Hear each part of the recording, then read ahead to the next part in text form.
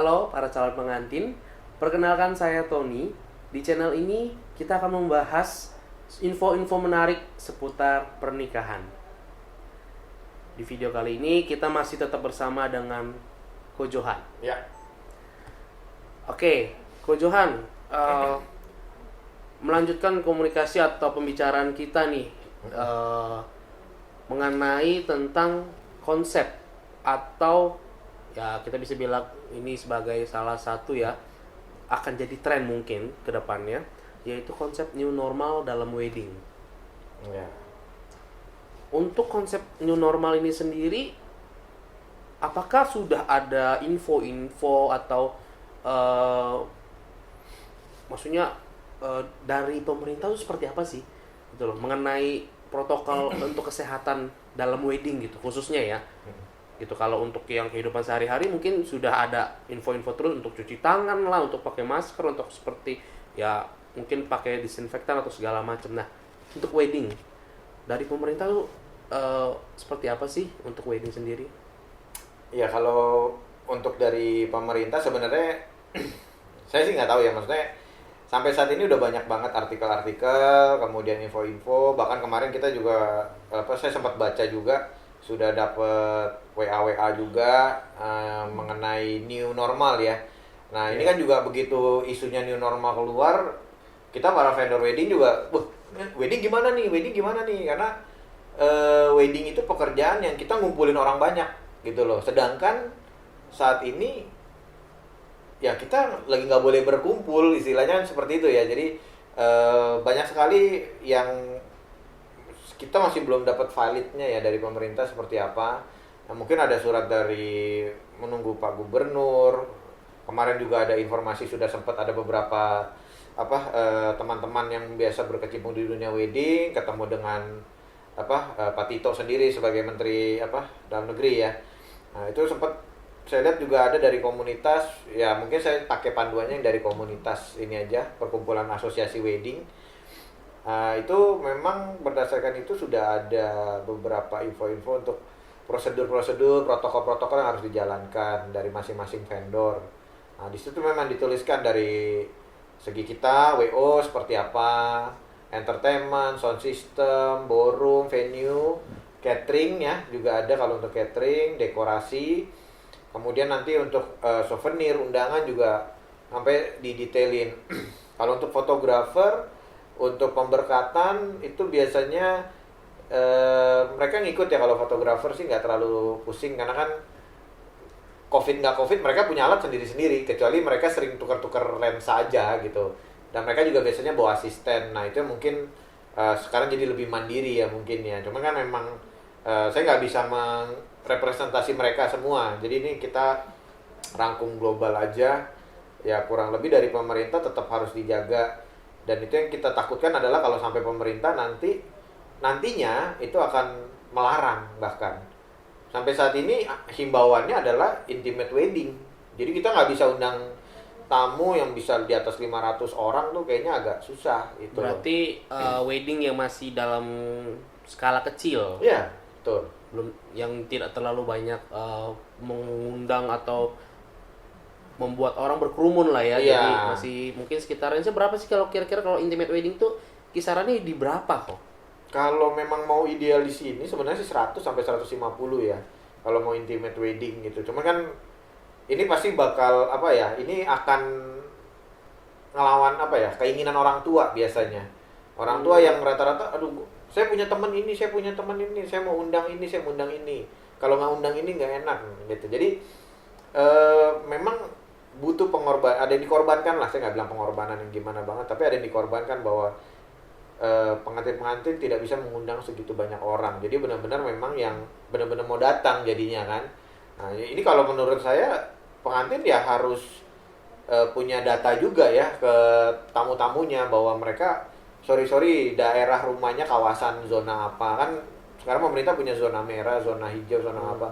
Jadi ya memang warningnya itu di zona merah gitu. Jadi diharapkan jangan mengundang tamu-tamu yang dari zona merah menurut saya ya. Tapi itu kan kembali lagi mereka di zona merah tapi tidak terkena imbas. Misalkan tidak terkena efek COVID. Cuman kan siapa yang tahu gitu. Sekarang justru yang dikhawatirkan ada namanya orang yang tidak terdeteksi. OTG betul. Orang tanpa gejala. Tanpa gejala, benar. Jadi yang OTG ini yang jadi kekhawatiran ke depannya karena kita kan tidak pernah tahu dia punya bibit nggak nih virus tersebut. Padahal kan dia nggak ada gejala apa-apa. Kita cek suhu juga istilahnya masih normal-normal saja. Gitu. Ya sebenarnya berarti intinya dalam mengadakan event wedding pun kita tetap tidak bisa memprediksi segala sesuatu yang sudah dilakukan pun akan pasti mereka tidak terkena atau seperti apa, karena tadi Kojo juga sempat bilang bahwa pemerintah juga sudah mengeluarkan list bahwa ini loh data-data yang memang mungkin dari tempatnya yang sudah kena zona merah nih gitu. Dan ada juga tadi sempat OTG orang tanpa gejala yang kita juga nggak tahu kena mereka mungkin positif tapi mereka nggak menunjukkan gejala-gejala tersebut. Iya, jadi mereka juga nggak tes kok ini kan. Iya, betul. Jadi memang akan lebih mungkin aku bisa bilang kayak lebih ribet atau rumit kali ya untuk ngejalanin prosedur wedding berikutnya. Tapi berarti dari pemerintah sendiri masih belum mengeluarkan protokol valid yang harus diikuti atau jadi acuan atau ini patokannya ke sini gitu. Mungkin sebenarnya kalau melihat dari asosiasi ya yang selebaran atau artikel yang keluar itu menurut saya sih sudah sempat diajukan ke pemerintah ya. Jadi kan mungkin ini cuman prediksi dari saya juga. Kan rencananya juga tempat kerja, kantor, office juga di beberapa tempat sudah mulai dibuka kembali Juni ini ya.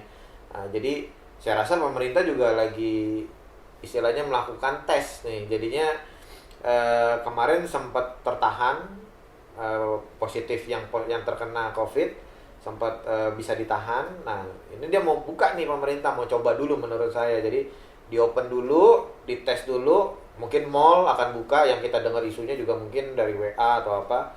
Yang tanggal 5 Juni akan dibuka. Nah, menurut saya kalau itu sudah dibuka itu jadi acuan kita sih sebenarnya. Jadi apakah PSBB diperpanjang? Setelah PSBB diperpanjang, kemudian apakah sama seperti orang mau yang dari mudik kembali ke Jakarta harus ada surat? Ya, jadi bahkan sempat di artikel itu saya baca pemerintah atau asosiasi ini menyarankan bahwa tamu-tamu itu atau vendor ya memiliki surat bahwa mereka sehat, istilah rapid test mungkin ya atau apa. Jadi surat keterangan bahwa kita ini. Nah, cuman kan yang kemarin beberapa saat lalu kita tahu di bandara saja penuh ya, waktu sempat heboh dan muncul namanya hashtag atau tagar Indonesia terserah.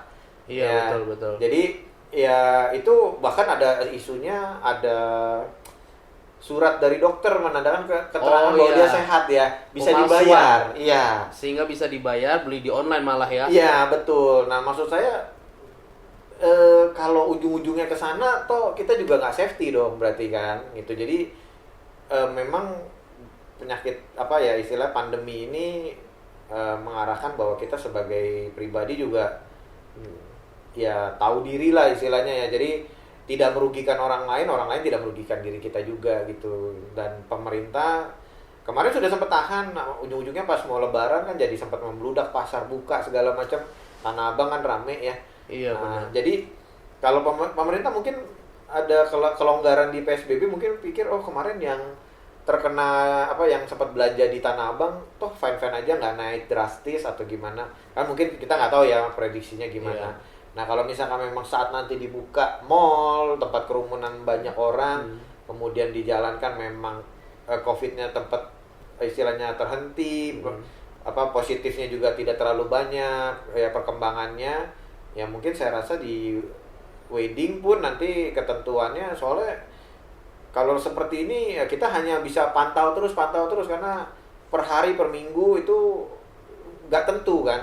Iya, kadang-kadang jumlah pasien yang terdampak atau positif COVID ini kadang-kadang bisa naik melonjak, terus tiba-tiba turun, terus naik lagi. Jadi memang agak bikin sebagai apa ya, sebagai orang awam pasti resah ya melihat perkembangan naik turunnya ini, karena Iya. di beberapa negara Asia, di beberapa negara yang kayak di Eropa juga mereka sudah mengalami yang namanya kurvanya sudah menurun. Iya. Nah kalau di Indonesia ini kayaknya masih Turun naik turun naik gitu. Jadi memang itu juga menjadi salah satuan sepertinya untuk pemerintah menerapkan apakah mereka harus melonggarkan atau tidak, atau tetap memperketat gitu. Iya. Dan dari segi untuk wedding sendiri berarti setiap vendor-vendor berarti sudah mulai membuat atau merencanakan prosedur-prosedur. Artinya langkah-langkah apa saja yang akan mereka lakukan gitu ya. Berarti dalam hal ini kan berarti belum fix ya dengan pemerintah juga kan, karena pemerintah juga masih belum kasih nih ya protokol harus seperti ini kalau untuk wedding.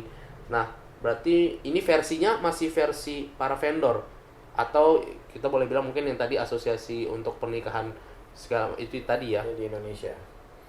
Ya kalau menurut saya ini jadi protokol yang umum memang sudah terbentuk ya.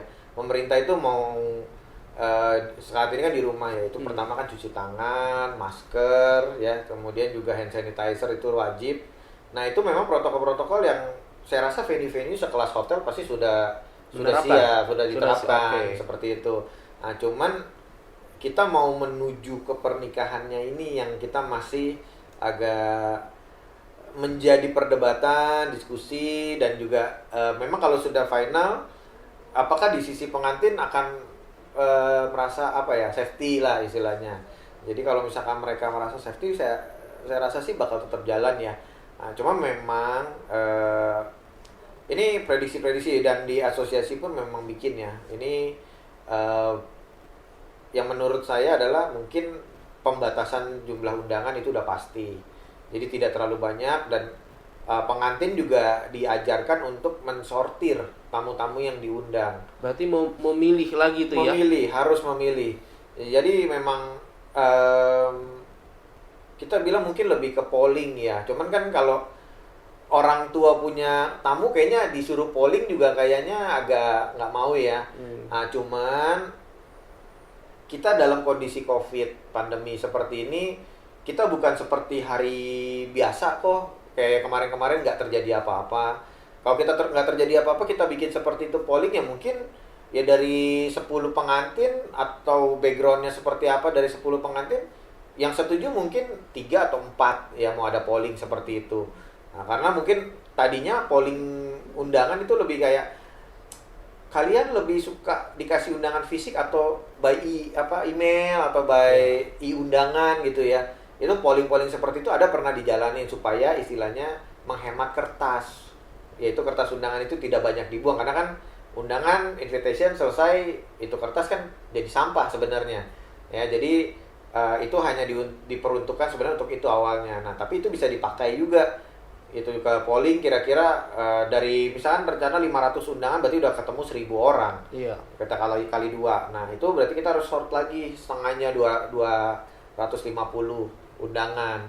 Itu. Jadi kita ekspektasi 500 undangan karena memang kita lihat dari space ruangan. Kalau space ruangannya buat 1000 orang ya kita harus setengahnya. Dan kalau misalkan kalau saya mau tetap 600 bisa nggak? Ya menurut saya mungkin ada bisa juga. Gitu. Bisanya pakai cara apa? Oke. Jam resepsi kita bagi 2. Gitu. Jadi misalkan kita mau undang 300. 150 kita undang jam 6. Oke. Jam 6 sore. Kita ekspektasi jam 6 sampai jam 7, setengah 8 sudah pulang. Nah, jadi nanti masuk lagi di 150 orang berikutnya, tamunya 150 undangan, kita masuk ke undangan di jam 7 atau 7.30. Seperti itu. Jadi ada 2 sesi. Jadi 300 orang udah datang dulu.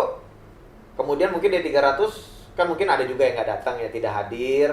Kemudian dari 200 ada yang mungkin 100 sudah pulang dulu. Kemudian berikutnya lagi yang 300 berikutnya baru datang kembali. Jadi kita bikin 2 skema. Itu juga ada di asosiasi, dia juga memberikan saran seperti itu.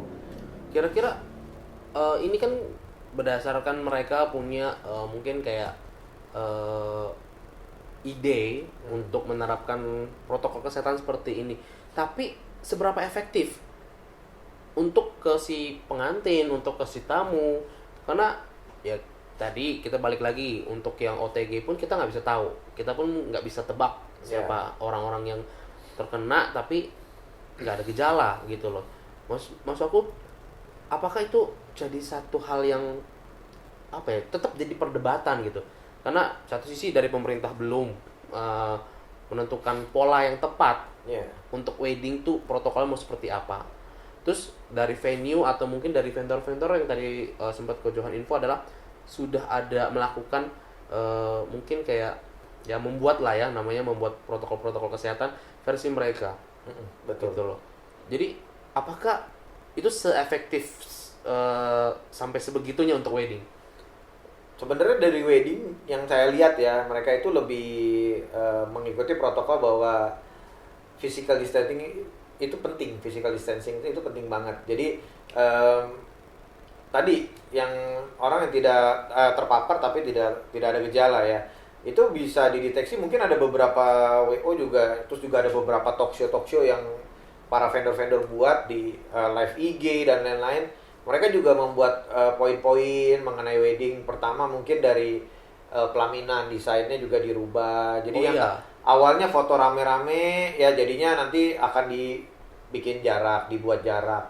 Kemudian trap panggung biasa naik 3 tangga, di bawahnya ada istilahnya mini garden ya, dekorasi. Sekarang dijadikan anak tangga supaya orang bisa berdiri berjarak-jarak di sebelah sana gitu. Jadi tidak langsung di belakang pengantin atau di sebelahnya pengantin. Seperti itu pertama. Kedua, tadi kita cek suhu tubuh aman, tidak ya kan, prosedurnya adalah 37 ke atas, derajat ke atas itu tidak boleh masuk. Itu tetap dijalankan. Nah, jadi yang 36 itu boleh masuk, tapi saya rasa kalau kita naik mobil ke kondangan, saya rasa juga aman ya, dingin juga di AC kan. Saya rasa sih nggak nyampe 36. Kecuali kita pestanya siang ya, mungkin bisa tembus sampai 36-an. Nah gitu. Jadi itu prosedur pertama. Dan kedua, masker itu wajib. Jadi setiap venue itu juga dipersiapkan masker. Nah ini yang lagi istilahnya WO kita juga bingung sebenarnya, yang siapin WO atau siapa sih gitu ya. Nah kita sih putuskan kita mau siapkan gitu. Jadi bagi ada yang nggak bawa, terlebih vendor, kan vendor ada vendor cake, mungkin nanti ada staffnya yang turun, mungkin nggak pakai masker ya kan, kita akan berikan masker seperti itu. Kemudian untuk tamu-tamu dan pengantin, untuk pengantin sih mungkin tidak akan pakai masker sebenarnya, karena sayangnya udah bagus-bagus make up tapi ditutupi oleh masker gitu. Dan kalau memang mau pakai pun mungkin yang tipikal yang transparan ya, kalau memang sampai worry sekali gitu. Terus juga kan ada shield yang model kaca, cuman kayaknya buat aksesoris wedding agak aneh ya, kayaknya pengantin juga nggak mau pakai gitu ya. Tapi memungkinkan nggak kalau kayak tadi lah kita bilang kayak face shield segala macam, itu pengantin tetap mau pakai? Itu nggak masalah, itu kan kembali ke sisi pengantinnya.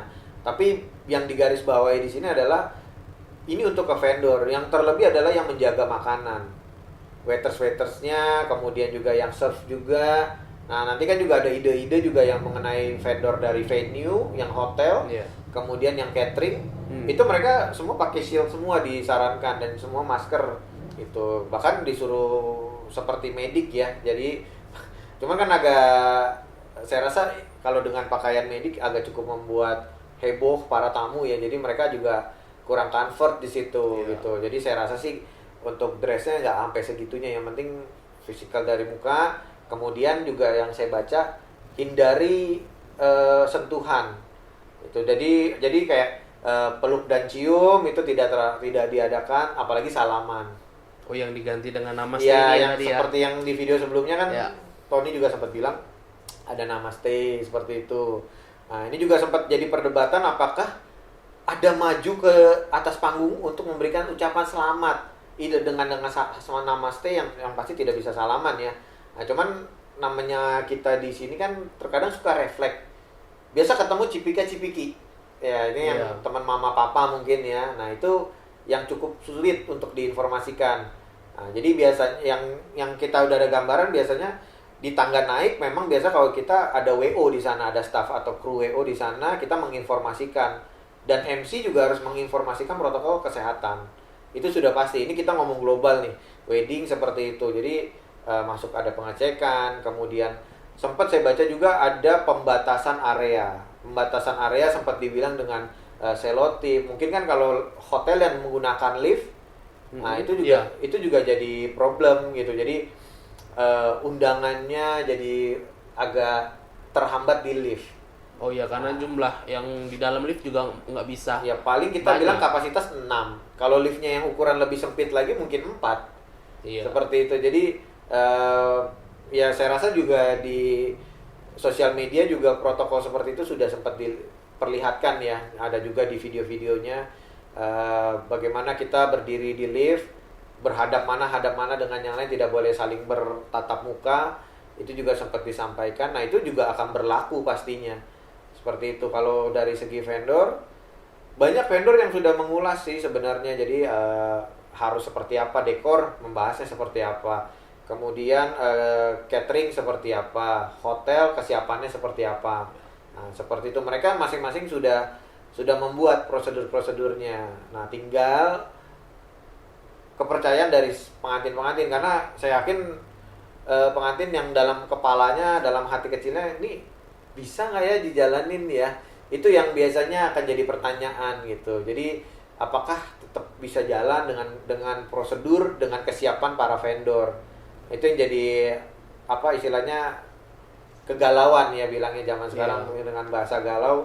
Pengantin-pengantin galau, ini bisa nggak ya, apalagi saat pengantin menikah itu bukan about mereka gitu. Jadi mereka pasti tanya orang tua.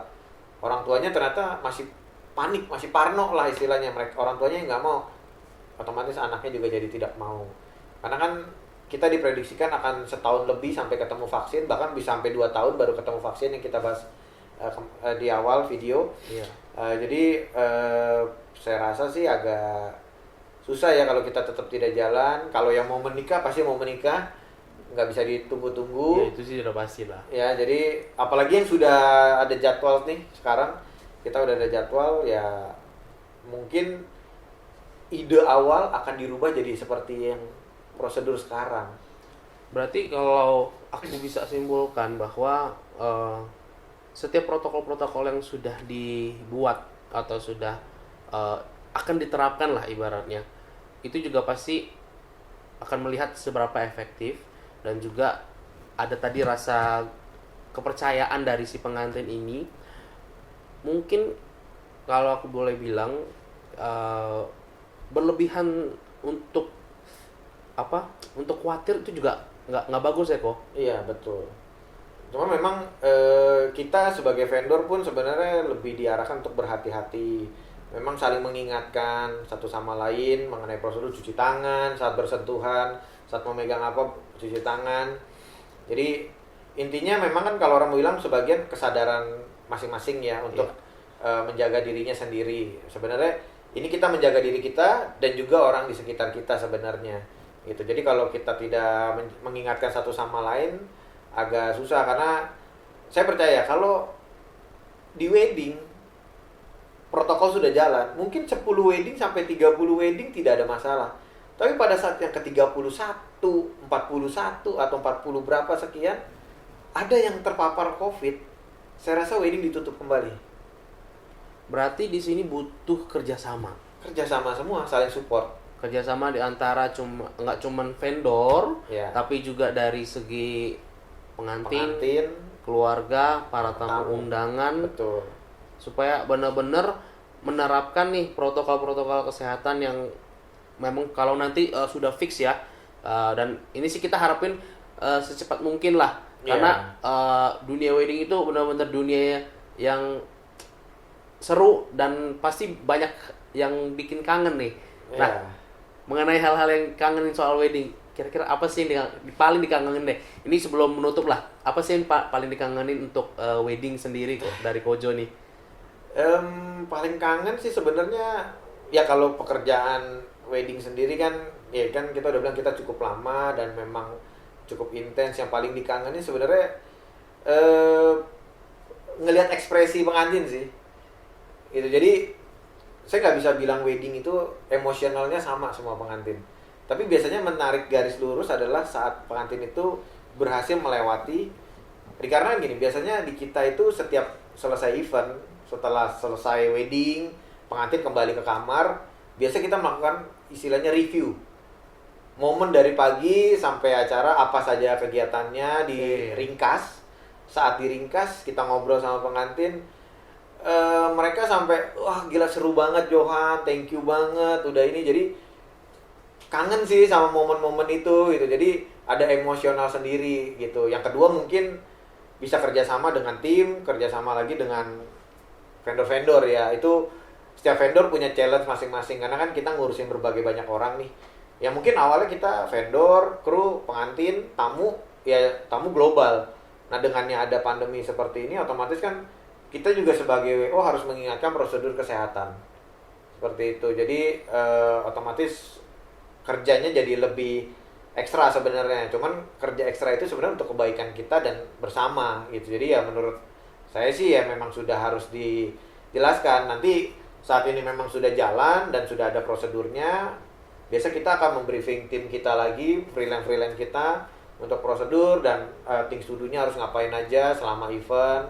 Dan juga diharapkan sebenarnya kembali ke mental kita. Kalau kita sudah panik, saya rasa eventnya juga jalannya juga nggak smooth. Nah, kalau saya boleh gambar poin yang sempat saya cerita di video pertama itu yang dengan saya ngobrol dengan saya tentang pengantin saya tanggal 21-22 Maret. Yang bisa diambil begini, mereka kan istilahnya berjalan dengan kegetiran dan kekhawatiran ya. Tapi mereka tetap jalanin. Kalau kita bilang ke tanggal 21, mereka tidak ada pesta, resepsi, cuman pemberkatan selesai. Tapi di tanggal 22 mereka jalanin. Walaupun sepi, mereka tetap enjoy. Mereka tetap jalani, tetap syukurin pestanya, tetap berjalan sesuai dengan schedule undangan dan lain-lain. Walaupun sebenarnya yang datang mungkin 30-40% dari undangan. Jauh dari target berarti. Jauh dari target. Nah, makanya prosedur sekarang disarankan paling penting pertama adalah jumlah undangan agak di-cut, dipotong. Jadi tidak sesuai prosedur. Daripada kita undang banyak-banyak juga nggak ada yang datang, buat apa ya sayang. Ya, berarti itu jumlah undangan ya. Jumlah undangan. Kemudian dihindari kontak fisik. Kontak fisik itu banyak arti ya di wedding. Pertama di resepsionis. Itu mungkin banyak ada masukan, tidak ada penjaga angpau ya, buku tamu seperti itu. Kan pulpennya ganti-gantian, terus kita siapin 1000, misalnya 500 orang, masa kita siapin 300 pulpen kan, buang-buang pulpen kan istilahnya. Nah seperti itu, jadi sudah banyak ide-ide elektronik segala macam, cashless angpaunya berarti gitu. Ini lebih ke inovasi ya. Inovasi. Wedding kedepannya berarti. Oke. Jadi mungkin ya dari saya mungkin segitu dulu infonya. Moga-moga pengantin ya tetap menjaga kesehatan pertama penting, dan vendor-vendor juga saya yakin banyak yang menjalankan prosedur-prosedur, memikirkan cara-cara prosedur kesehatannya supaya benar-benar safety ke pengantin dan ke para tamu yang penting ya. Karena kan pengantin juga pasti mau mengundang, tapi kalau nggak ada yang datang atau tamunya juga worry, toh juga kan nggak ada yang datang sebenarnya. Yang penting tetap sehat, tetap positif, itu aja. Ya karena itu dua hal yang cukup penting, karena ketika kita punya positive thinking berarti kita bisa nih mau melakukan sesuatu yang lebih baik lagi ke depannya. Dan terus jaga kesehatan, karena kesehatan itu lebih penting dari apapun. Betul ya Koji ya. Betul. Berarti tadi Koji sempat bilang yaitu jumlah undangan bisa dibatasi. Lalu kedua tetap jaga kesehatan, karena si vendor-vendor pasti akan tetap melakukan prosedur-prosedur protokol-protokol kesehatan yang sudah ada, dan mungkin akan ada inovasi-inovasi. Pasti. Yang kita harapkan adalah terus berkembang.